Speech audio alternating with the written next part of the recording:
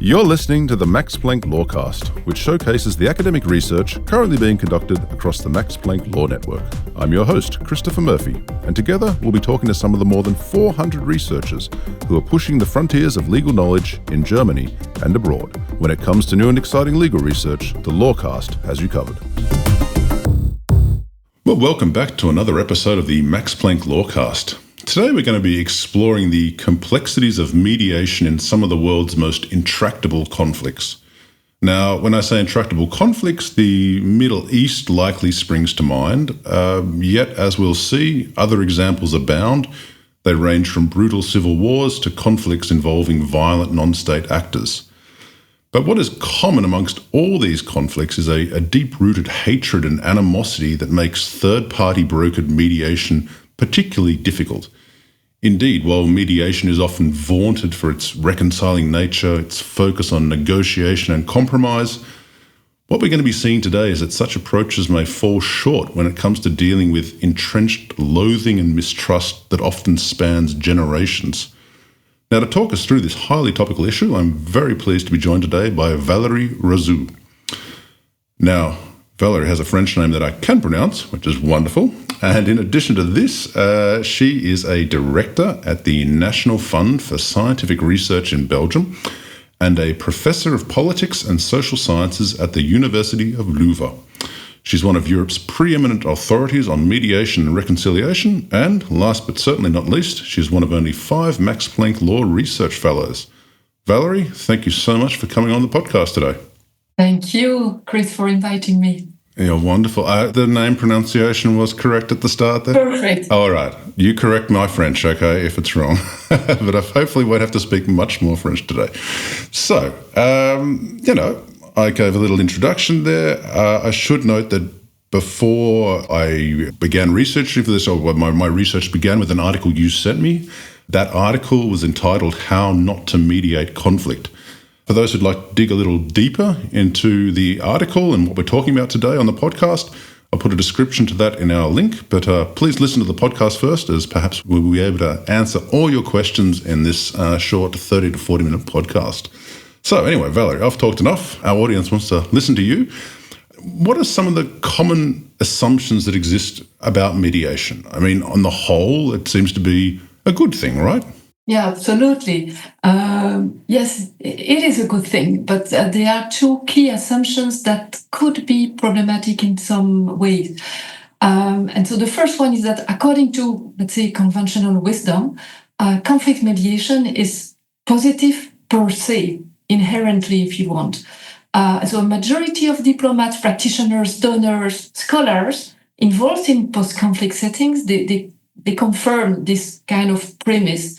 They consider that the presence of a mediator is a factor facilitating progress, and its absence means that there is no much chance to reach an agreement. So that's the first assumption. It's always positive as such. The second assumption is related to the finality of conflict mediation, which is reconciliation. And so most mediators are met so far consider their role in terms of conflict resolution, reconciliation if you want, and not only in terms of conflict management. And so what they want to do is really to promote peace. I mean, the intentions are very good, as you said, but it's not so easy to reach a sense of reconciliation. It's an uplifting narrative. It's very gratifying for mediators. And it's based on the need that we all have, a need for hope, a need for closure. But in the field, concretely, it can be highly problematic. In your article that I mentioned in the introduction there, you begin with actually providing an example of a very apparently good conflict mediator in the form of the Belgian cartoon character Tintin. And he apparently has some amazing conflict mediation skills in one of the earlier comics that he's in. Would you care to elaborate on this allegory and explain how it relates to contemporary conflict mediation, especially when it's instigated at the behest of third parties? Yes, absolutely. So, like many Belgian children, I grew up really literally reading The Adventures of Tintin and Milou in French. So it was written in the late 1920s. Right? And so when I first discovered this cartoon, I was really far too young to perceive its colonial and racist tint. And when I reread it 30 years later with my own child, Charlotte, I saw that the adventures of this young reporter was, from a very different perspective. And one particular episode struck me, and this is the episode you just emphasized. I was shocked by one single page of the cartoon, which is easy to summarize for the listeners. So Tintin witnesses a dispute between two Congolese men, and they are fighting over a straw hat. And Tintin directly intervenes and announced that he will fix everything for them. So he then cuts the head into two separated pieces, and he gives one to each of the Congolese. What is interesting is that both look extremely surprised but thrilled, super happy, and the two former adversaries are grateful towards Tintin, and they live side by side. It's a perfect, happy end. What's the link with international mediation is that at first glance, this kind of judgment of Solomon with two pieces given to each other, to both parties, it doesn't have much to do with international affairs. But however, to me, it reveals the two assumptions that I just underlined for you, which is that mediation is good, is positive, always good, and that mediation leads to kind of fairy tale reconciliation. Everybody is happy, everybody is grateful, and everybody lives side by side. And so that's why I took this as a kind of introduction. Okay, so if I read into that, Tintin and his little dog, Milou, I think you said he's called in French, Milou. Okay, in English he's known as Snowy. They are obviously, in the book, great at resolving an issue quickly so that everyone's happy effectively, but you're hinting that this is actually a simplification of a solution that rarely corresponds then with reality. Absolutely, yes, of course. So there, I said it is just like in a fairy tale. Well, there is no fairy tale after mass atrocities. So you can't turn the pages as if nothing had happened, last month, last year, last decade, last generations, the two last generations sometimes. Because as you said in the introduction nicely, that most seemingly intractable conflicts nowadays, they affected several generations. If you think about Ukraine, Middle East for sure, RDC, so the Congo, Nagorno-Karabakh, they all look like millefeuilles of historical grievances. And so research demonstrates that we don't count in years after a war, but we count in generations, which means that it's a difficult reality to integrate, to process when you are involved in a concrete conflict transformation process. If you think about donors, they normally accept to give money for a 3-year mandate, or when it's really very generous, a 4-year mission, but we know that it will take decades. So that's the first thing that I wanted to say. The second one is that let's imagine Tintin, but Tintin in a situation where reconciliation is not on the agenda. You see what I mean? So there is no simple solution if the objective of the population is not to get reconciled. That's the less they want. They want everything but to get reconciled. I remember, it's an anecdote, I was in Rwanda and I was observing an American NGO, and they were really putting the emphasis on forgiveness all the time. And one Rwandan lady came to me and said, but we can already live with them. Them was the other community that had killed the whole family for this lady. I already live with them, the killers. Don't ask me more. Don't ask me too much. So it's really not like the heart in the story of Tintin that you can separate like this. That's right. I totally understand that. Exactly. The heart is clearly too functionalist, too straightforward, and mediation is, as we will discuss, very, very different. You mentioned Rwanda there, you mentioned Ukraine, you mentioned the Middle East, and I was preparing for this episode and actually thought, well, how many conflicts are currently ongoing in the world? And I was maybe not surprised to find that there are currently over 100 armed conflicts going on across the globe. And the vast majority of these do not even make the headlines. And as you also note, I'm not totally sure if it's the vast majority, but many of them have lasted for decades. What would you say then is the biggest challenge, and based also upon your example there, or some of the biggest challenges there in Rwanda, about mediating in these violent armed conflicts? Thank you, Chris. This is really directly related to what I just said. To me, the most important thing, and it's not easy, is really to be pragmatic and not prescriptive. So pragmatic, what do I mean? We have to consider the real situation in the areas. So who are the parties in front of me? What are their emotions? What about their energy, their expectation? It can be different from what we think. And what would be a realistic target, given that the level of hatred, as you said, is super high, and that the level of mistrust is even higher, right? So rather than being prescriptive, it is useful to question our own assumptions as mediators. This is not easy. This is really not easy, because this is not gratifying. Is my aim to craft a kind of balanced narrative and to rush for closure as soon as possible, as if people could rapidly trust each other?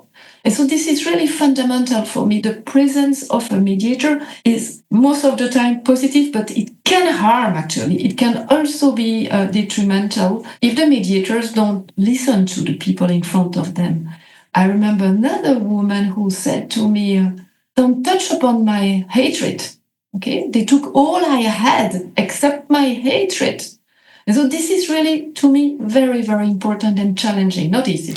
That's right, extremely powerful, the stories that you say, tell there. And I could well imagine that it is, especially when you say we're given funding for 3 or 4 years or 4 years in the best of cases, to try and solve an intractable conflict that has caused such heartache, bloodshed, violence on both sides.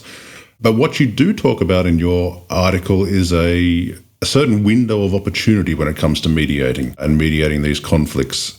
I gather, though, that it's probably not so easy to actually see this window of opportunity from the outside, and that acting, as you also suggested as a mediator, you're not always wanted there, and maybe the situation can get worse if you intervene too early or wait too long.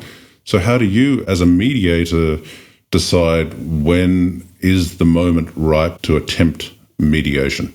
So my first job is not to be a mediator. I don't want to be arrogant here. So I work a lot with mediators. I study mediations, and I sometimes participate in mediations, but I don't want to do as if I was a kind of star in the mediation world. But what I observed so far is that in the field they talk about ripeness. This is really think about a fruit.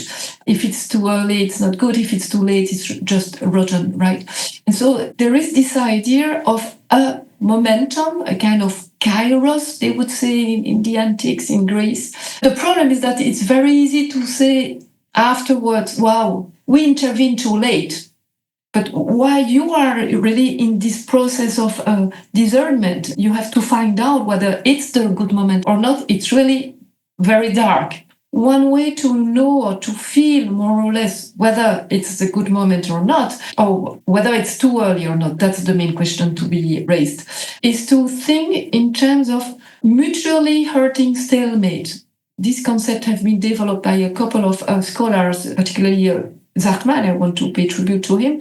And so the idea is really that until all the parties, not only one, until all the parties feel that the situation is really hurting, too painful for them, okay? In other words, until the fact that all the parties don't think that they will lose with a military means, it's almost useless, vain to intervene and to push, because they will not really believe in the process. They will do as if they will pretend to negotiate, but they will not, because they will be at the table to save some time or something like that in order to win in the field with the military. So this idea of, is it now hurting enough for everybody, is really decisive. And if you are a mediator with a lot of power, because the power of mediators is really very different from a case to another one, but if you have some power on the parties, you can a little bit manipulate the game, if you want,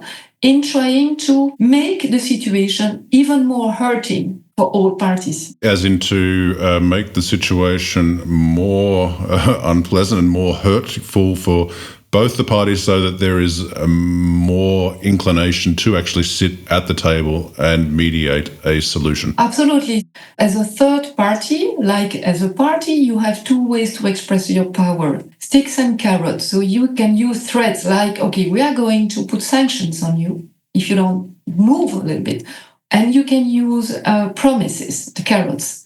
You could access the EU if you really try to make an effort to integrate, this minority, whatever. And so you play with that. It works, it doesn't work, it is implemented or not, that's another story. But that's a little bit the margin of maneuver that the third parties have. That's right. And the third parties, obviously, as you say, they also have to find funding and the like for a mediation. So it's not simply of like, the time is now ripe. I need to find funding and I need to find the people to mediate this conflict before this window of opportunity closes, which I can imagine is very difficult. Yes, technical and also very expensive, even though we think it's only a question of debates and discussion that doesn't cost anything. No, because when you mediate, it's not only to get the signature on the agreement, it's also to have it implemented. And as you know now, Chris, that it doesn't take years, but decades. It means to be there and to help accompanying the process for a long time. So it requires resources. All right. Well, Valérie, thank you so much. I've already learnt a huge amount in the first part of this podcast, so we're going to cut to a quick break. But to my listeners or our listeners, please don't go away because Valérie will be back shortly to discuss some real-world examples in which mediation has worked and also where it hasn't worked. And she's also going to give us a few pointers concerning what might lead to a more positive long-term outcome when it comes to mediating these kinds of intractable conflicts. Welcome to Max Planck Law, one of the world's largest networks for legal research, based in Germany. Our world-class institutes invite applications for fully funded PhD and postdoc opportunities in almost any area of law. Join a thriving community of over 400 researchers in an international and interdisciplinary environment. Experience the high quality of life that Germany offers while collaborating with colleagues across institutes, working and writing in English. We provide you with unique specialist libraries, excellent workspaces, and support in developing your research and your academic career. Apply today. For more information, visit law.mpg.de.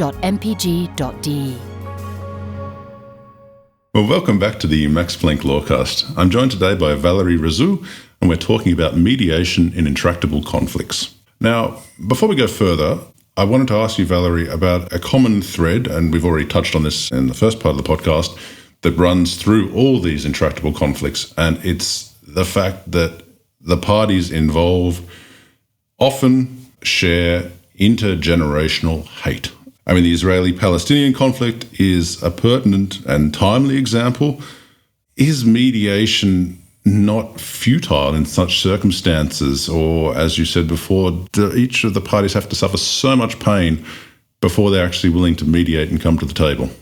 Yes, I understand your point, but at the same time, mediation is more useful than ever when you are in such a tragic situation. I don't have another way to qualify it. So it's useful, it's almost indispensable because both parties don't have a single trace of trust anymore towards the other side. So, it's just impossible to find any way out without a third party, in the room. However, what is a bit paradoxical is that it's indispensable in these circumstances, but at the same time, it has to be modest. So hubris is really, to me, one of the most toxic temptation when you have to deal with devastated areas, which is the case right now in the Middle East. So this is difficult, but the worst for me would be indifference. It's not because mediation are disappointing, mediation can fail, that we have an excuse for inaction. When you say the indifference or the excuse for inaction, that would be on the part then of third parties to say this conflict is too difficult and nut to crack, we're just not going to try. For me, this would be criminal. So even worse. Strong words, but I totally understand you, yeah. not criminal for every single citizen on Earth. No, that's right. But it would be criminal to give up on this conflict in particular or any other such intractable conflict. Yes, if your job is really to mediate, and if you believe in peace, if this is really the driving force for you, it's not acceptable to say, I'm just going to observe the scene and leave. It doesn't work, and it's not an option for me. However, having said that, the question of the right posture remains, right? And so the question to me is not whether or not to mediate, even in a situation of hatred and mistrust, but why and for whom. And once again, I would like to emphasize the kind of constant effort of reflexivity. Okay, so we don't rush to mediation on automatic pilot. It's really the worst. So we have to clarify the aims that are pursued. And this is not so easy, even though we are well-intentioned. So the question to me has something to do with mindfulness. And in this particular concept, I think that it's important. It can help people who want to do something to make a difference between short-term and long-term intention. So on the one hand, if you want to intervene as a mediator in a situation which is as explosive as the situation in Gaza now, you have to determine precise and attainable objectives, almost related to everyday coexistence, very, very precise goals. On the other hand, more ambitious goals can be kept in mind, just as a sort of compass to give you a direction. But the idea to be like a deus ex machina who will transform the two adversaries into partners is devastating. So there is no magician to be waited for. Okay, that makes sense. There is no Tintin to fly in and with carrot sticks and straw hats. As you say, there's maybe that's a good point though. That things maybe have to begin with baby steps and building trust where possible before actually finding, because the final resolution there. Because you're right. In my mind, I was thinking, wow, this seems impossible. It's been going on since I was a kid. It's been going on probably definitely longer than that, and it's still going on. But as you say, I guess there has been steps along the way where hope has risen. It's often been knocked back down again, but I guess you're right. It's not to say that, that is exactly what it shows why we should and must keep trying.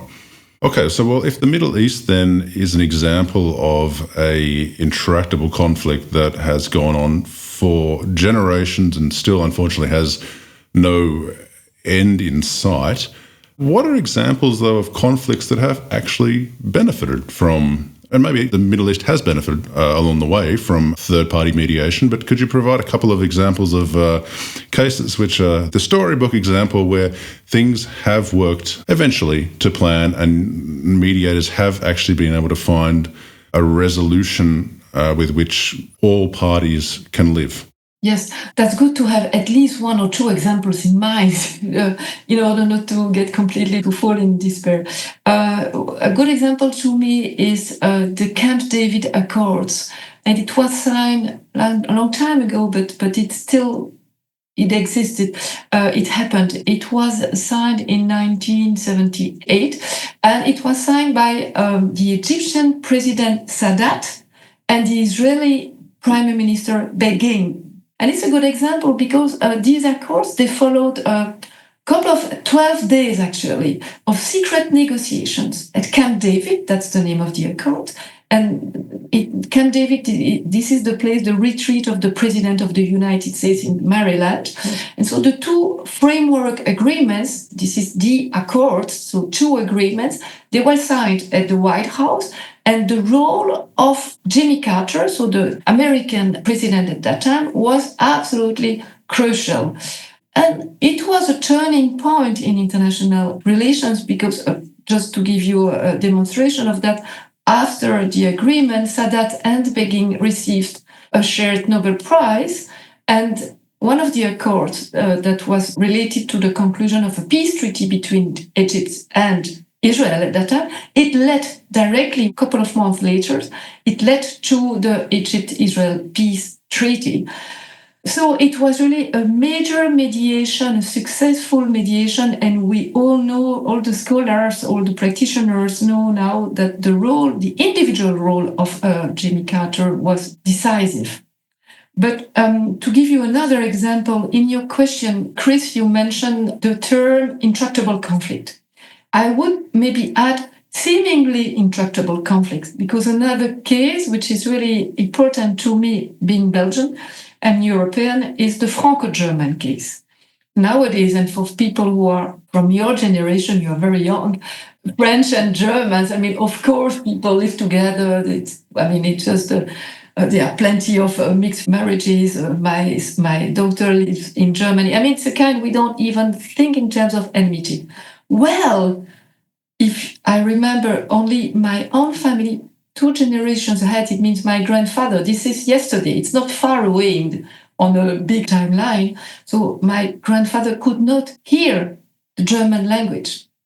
It was just too much for him, okay, for good and bad reasons.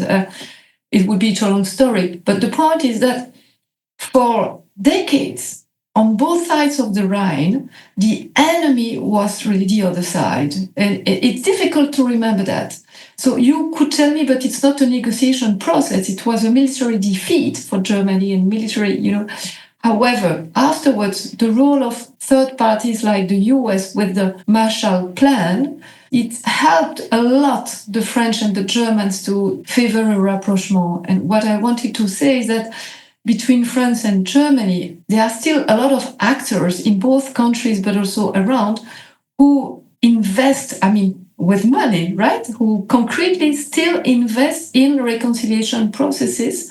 For instance, a Franco-German Office for Youth, l'Office franco-allemand pour la jeunesse, OFAJ, was created in the early 60s, and it's still working to favor exchanges between students and, to learn languages. So it's really an unfinished business for years, decades, but it's possible to transform enmity into partnership. It can be done. That's true. They're 2 very powerful examples, and maybe one that's unfortunately always the way, though, isn't it? You tend to forget the positives examples, and although we're living amongst them, as you say, and then one always focuses on the really difficult ones where it hasn't worked as well. But that's lovely that you're able to give those 2 points, and having travelled in that region as well, the Netherlands, France, Belgium, Germany. I mean, as you say, one couldn't imagine what it was like 80, 100 years ago there. And I think your point there with the Marshall Plan and also with Jimmy Carter showed, I guess, in both cases, in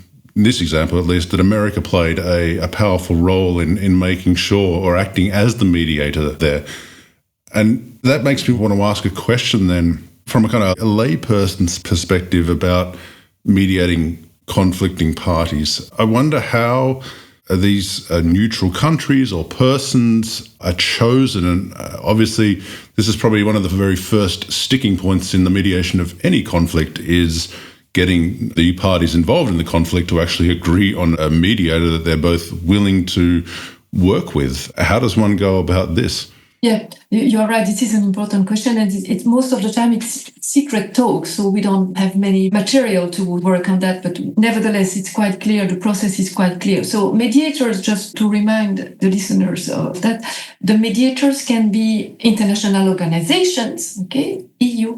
It can be a specific state, as we just said with the US. It can be a group of states. It can be also an NGO. So the role of Sant'Egidio in Mozambique was terrific in a way, the Carter Foundation, or a think tank based in Switzerland or in Norway, whatever. And it can also be individuals, maybe not simple individuals, but for instance, the Pope was quite efficient in a couple of mediations, particularly between Chile and Argentina. So we have a variety of scenarios. But whatever the nature of the mediator, we have a common element, which is that the most important variable in this game is trust. Okay? This is what is lacking between the parties, and this is why they call for a mediator. And so nobody trusts each other, except that they both should trust the mediator. So we have to imagine 2 rooms, and a mediator going into the first room listening, talking to the people at this table, getting out, and then getting to the other room. So on both sides, he has to be legitimate, credible, if you want. Regarding the role, the concrete role of the mediator, it really depends on his power. And I already touched upon that when I used the terms carrots and sticks, but it's really about that. So a mediator can briefly say 3 main roles. He can be a communicator, means that his role, which is important, but which is modest, is really to communicate, to promote communication and to say, okay, this is what they said, and you trust the fact that he will tell you really the truth. A second layer of role would be to be not only communicator, but a formulator. You formulate a potential option, something which is creative. You participate in the formula, if you want. And then the third layer, the third role, is that you become a manipulator, which means that you have so much power that you can manipulate some parts of the game. In Camp David, it was the case, but in Dayton, in the Balkans, to put an end to the war in the Balkans, it was also really much the case. They were really manipulate the game to some extent. Okay. When you say that, there's obviously then, because I have this simple kind of idea, it's just a couple of people in a room and they're doing the mediation and whatnot. But as you say, there are completely different roles involved. And these roles then could be shared by an NGO or by the EU. It's not one person who has to mediate an entire conflict. Rather, we have specialists who might be able to do the communication, others the manipulation, others the formulation. That's how it works, basically. Yes. Okay, right. Then another question, now that I kind of have a better understanding of how a mediation actually works. One other question I had, though, I want to briefly interject. Do the parties actually sit in the same room when they mediate? Do they not want to talk to each other at all? Or how does that work from a purely factual basis? It really depends. It depends on the situation, but you can imagine that in a situation like in Gaza or in Ukraine, people are not in the same room. I mean, you represent a population, right? And symbolically, just to accept being in the same place while your population is killed, actually, at the same time, it's already a step, right?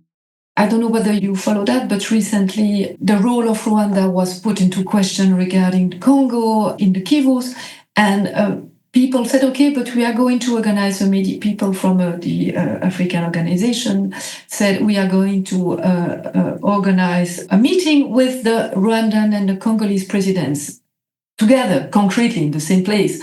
I was extremely surprised because the violence was really going on.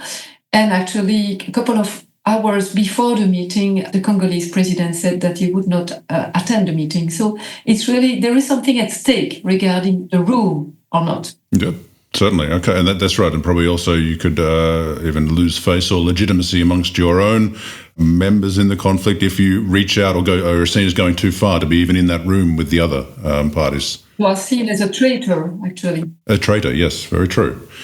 Then I wanted to ask, we're kind of now talking about leaders and those who are actually involved in the conflict. I had another question. When we think mediation, maybe you and I are having an argument about, I don't know, whose turn it is to go and buy the coffee in the office. I mean, but this is a conflict between you and I. We mediate it. We're two grown-ups. We find a resolution. What happens, though, because the conflicts we're talking about, millions of individuals who maybe all want a different kind of resolution and who have maybe all been involved in these conflicts differently, and some will have no doubt tragically lost more than others. What gives someone the right to speak on my behalf, to say it's time to mediate, and how do I make sure that my voice is heard? Because if I guess that's my feeling is, as you said before there in the case in Rwanda, there was the concept of acceptance and forgiveness. You can accept what has happened, but to be able to forgive it is maybe not possible. So what gives someone up above, if you will, a politician or a leading figure, the right to act legitimately on my behalf? This is a crucial question, Chris. This is really about legitimacy. So when you have a president who has been elected, the question of legitimacy is almost, okay, there is an institutional legitimacy, if you want, which doesn't mean that it would be easy for him to convince his population that the deal is a good deal for them. The Sadat, so he got the Nobel Prize, but he was killed at home, right? Yeah, absolutely. He's not the only one. So people who favor a rapprochement with the enemy, these people are systematically seen as traitors to some extent. This is not a gratifying role. Yes, outside on the international scene, this is wonderful. Inside at home, when you come back to the families who are in mourning, who don't even know where the bodies of their loved ones are, the question is much more complex. And so what's important maybe to keep in mind is the fact that there are at least two levels of the game. The first one, which is at the center of the scene, is between the parties. The second one is on each side. When the negotiators get back home, then starts another negotiation. And I would even put the negotiation in the plural, another set of negotiations. And most of the time, these negotiation processes are much more difficult. And so the job of any negotiator is not only to find a way to conceive a common ground or a common document which is acceptable, which is already difficult, but it's also to convince its constituency that it was the only option or that it was the only way out at that time. As you said, some people paid a higher price than others. And regarding the implementation of not only during the violence, but regarding the implementation of a peace accord, some people pay really as well higher prices than others. And that's why this little bit, it requires a lot of mental flexibility, because on the one hand, you have to consider macro issues, official stuff, political issues, and so on. And on the other hand, you have, as you said, thousands of, and sometimes millions of individuals, and you have to find a way to become very micro, very much human, very much connected to their emotions. And both exercises are not easily compatible. No, very nicely put. It's almost mind-boggling when I think about what is required then to find a resolution, not only to find the resolution itself, but then to sell the resolution, as you say, at home. A lot of respect then for people who are able to do this, mediators like yourself, and also, as I say, those leaders though who are willing to put their own lives in danger and to say this conflict needs to be stopped. So, well, yeah, definitely a lot to think about and take on.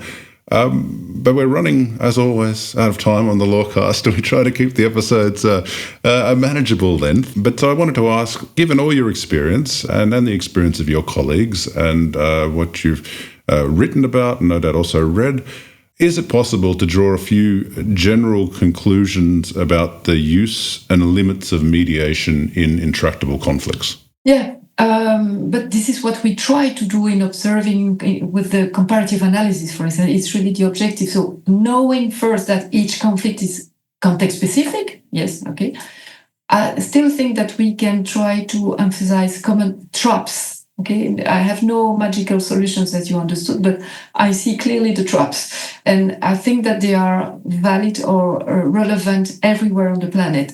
And one very famous mediator, an Algerian mediator, wrote a paper, kind of sharing experience paper, where he defined 7 deadly sins of mediation. And I think that these are really important to keep in mind. The first one is ignorance. Wow, this is something important everywhere. A good mediator has to know the deep causes of the conflict. It's not something which is on the surface. Okay, so you cannot understand anything to the situation in Gaza if you don't know anything about World War II, about 1948. So ignorance is something which is not acceptable for a mediator. The second sin is arrogance.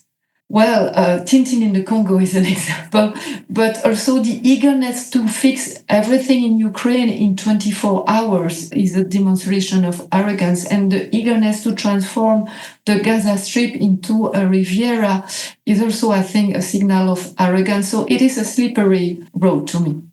The third one after ignorance, arrogance, is partiality.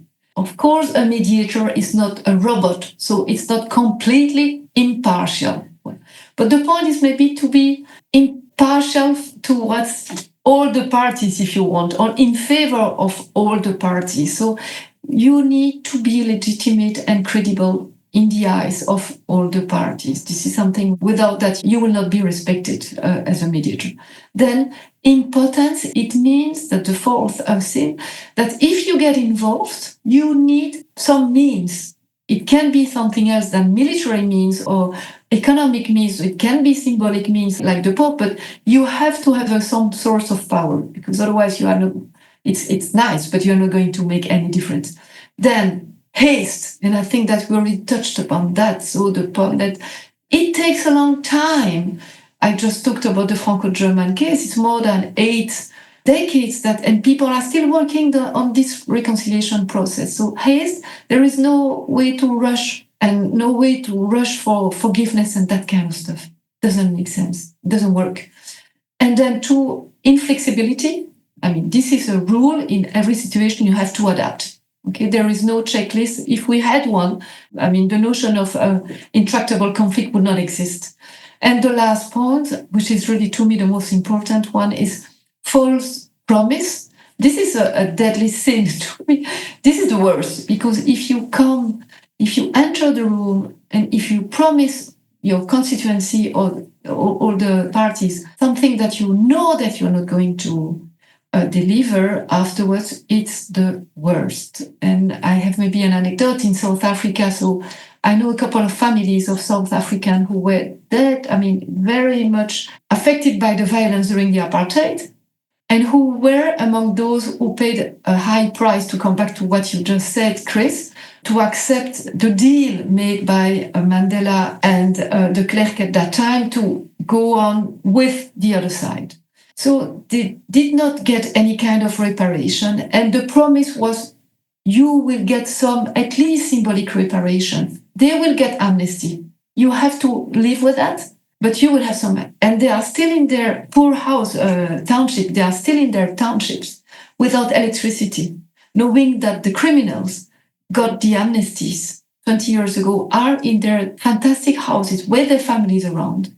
And this is terrible, because it leads to a huge resentment and an explosive resentment and anger. So these would be, for me, the most important lessons I drew up regarding mediation. Yeah, well, absolutely. That was brilliant. I was totally stunned and really, really impressed just listening to those, and each of them made sense, especially as it's at the end there. The concept of the worst promise is a broken promise, and then you're going straight back to square one, or that conflict will be even more difficult to find an end to. So, Valérie, we have to find an end though, but we thankfully haven't had a conflict. We've had a lovely, amicable discussion. I wanted to say thank you so much for being on the Lawcast today. I learned heaps. I really learned a lot, and it was super informative, and I would ask anyone else who'd like to know more to reach out to you, to visit the Max Planck Law webpage. They can find out more information about you.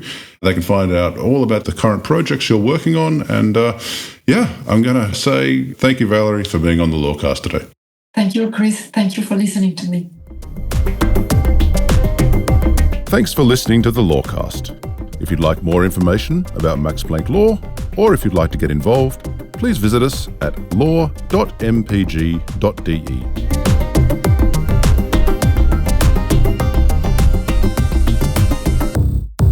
Max Planck Law. Excellence in legal research.